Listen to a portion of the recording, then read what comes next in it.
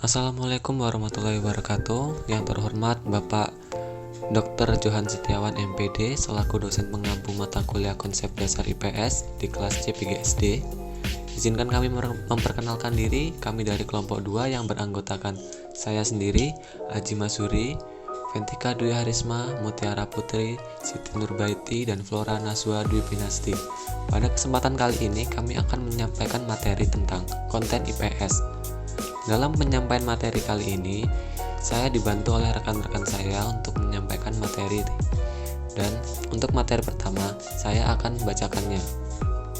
Assalamualaikum warahmatullahi wabarakatuh. Perkenalkan, nama saya Haji Masuri dengan NPM 233501116. Di sini saya akan membacakan materi tentang fakta dalam IPS dan konsep dalam IPS. Yang pertama adalah fakta dalam IPS. Dalam kurikulum Sekolah Dasar tahun 2004 dikemukakan bahwa ilmu pengetahuan sosial merupakan mata pelajaran yang mengkaji tentang peristiwa, konsep, dan generalisasi yang berkaitan dengan isu sosial dan kewarganegaraan. Dan di pembahasan kita kali ini kita berbicara tentang fakta. Fakta sendiri adalah data spesifik tentang peristiwa, objek, orang, atau hal-hal yang terjadi di sekitar kita. Siswa diharapkan dapat memahami berbagai jenis fakta, khususnya yang berkaitan dengan isu sosial dan kewarganegaraan melalui pembelajaran IPS. Dan untuk pembahasan yang kedua adalah konsep dalam IPS. Sebagai bidang kajian yang terdiri dari konsep sejarah, konsep peristiwa, kejadian atau waktu dan tempat. Konsep adalah pengertian yang disimpulkan dari sekumpulan data yang memiliki ciri-ciri yang sama.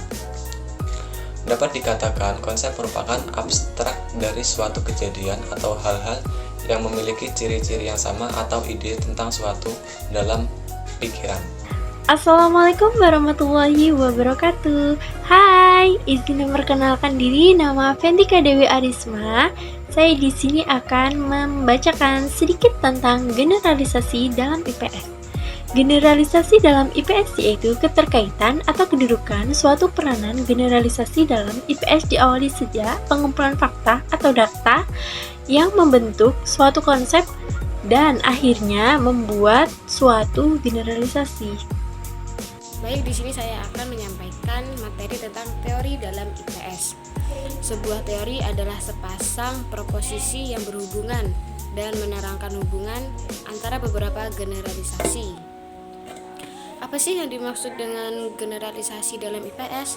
Menurut Nursid Sumadja 1980, generalisasi adalah hubungan dua konsep atau lebih dalam bentuk kalimat lengkap yang merupakan pernyataan deklaratif dan dapat dijadikan suatu atau ketentuan dalam IPS. Dan kekuatan teori terletak pada kemampuannya menerangkan dan meramalkan fenomena.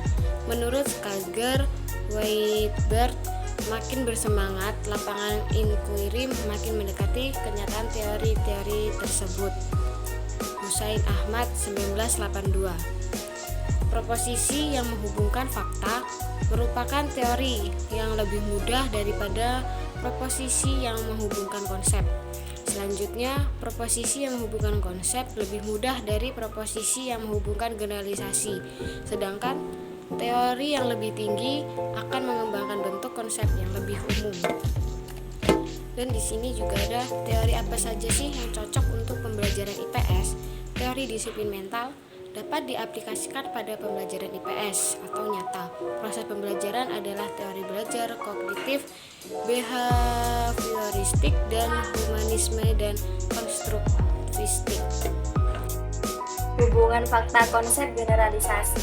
Menurut Seifert dan Armstrong mengatakan bahwa konsep tidak dapat dipelajari dalam kekosongan, melainkan dicapai dalam suatu proses yang melibatkan fakta-fakta yang khusus. Hubungan antara konsep dan generalisasi dapat dilihat dari pernyataan Seifert dan Armstrong sebagai berikut. Ketika angka pengangguran di suatu negara meningkat, maka kejahatan dan kriminal pun meningkat pula. Assalamualaikum warahmatullahi wabarakatuh.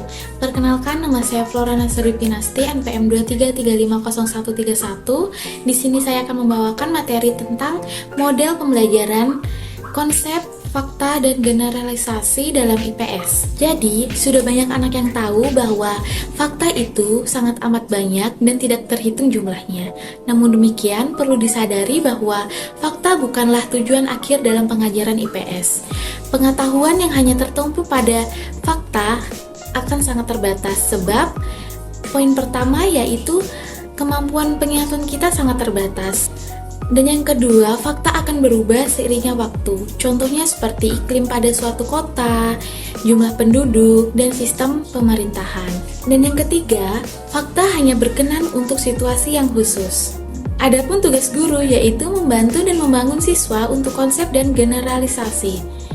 Maka dari itu, konsep pembelajaran yaitu harus yang pertama, diberikan dalam konteks bukan diterangkan tanpa adanya kaitan pada suatu hal. Contohnya seperti kita menjelaskan istilah atau kata. Dan yang kedua, siswa harus diberikan kesempatan untuk sampai kepada pengertiannya sendiri tentang suatu konsep. Dan yang terakhir, siswa harus membaca sendiri, mendengarkan ketika dijelaskan, dan menulis ketika konsep mulai dikenalkan. Sekian dari saya. Wassalamualaikum warahmatullahi wabarakatuh.